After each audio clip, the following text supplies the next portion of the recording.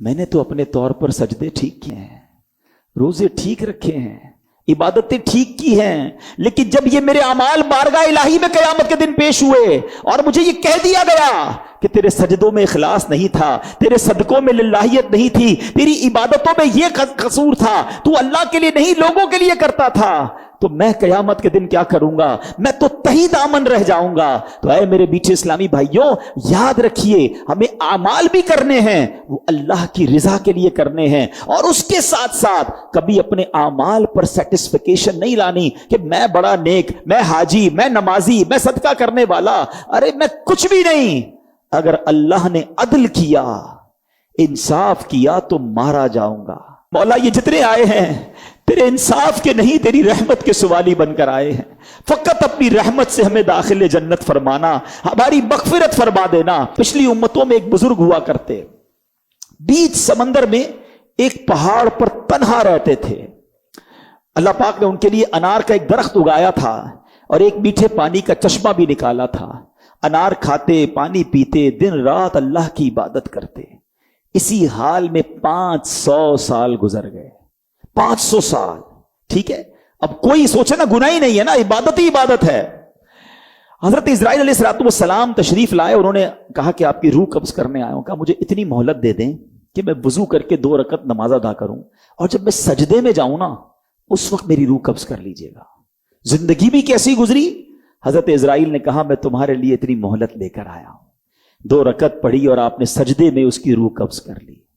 ایسا نیک بندہ اللہ کی بارگاہ میں جب حاضر ہوا، اب ذرا سنیے گا بات، حدیث پاک میں ارشاد ہوا کہ اس بندہ خدا کو 500 سال جس نے عبادت کی اور سجدے میں جس کی روح قبض کی گئی، اس کو اللہ کی بارگاہ میں لایا جائے گا۔ فرشتوں کو اللہ حکم دے گا، اذهبوا بعبدی الی جنتی برحمتی، کہ میرے بندے کو میری رحمت سے جنت میں لے جاؤ۔ وہ بندہ کیا کہے گا؟ اے اللہ میرے عمل رحمت سے کیوں؟ اتنی نیکیاں، اتنے عمل، مجھے تو میرے عمل کی وجہ سے جنت میں جانا چاہیے۔ اللہ اکبر، اللہ فرمائے گا اسے واپس لے آؤ۔ میزان لگایا جائے گا، ترازو لگایا جائے گا، اس کی 500 سال کی عبادتوں کو ایک پلڑے میں رکھا جائے گا، اور اللہ حکم دے گا کہ میری ایک نعمت آنکھ جو ہے نا، اس کو دوسرے پلڑے میں رکھ دو۔ جو نعمت میں نے اس کو آنکھ دی تھی یہ دوسرے پلڑے میں رکھ دو۔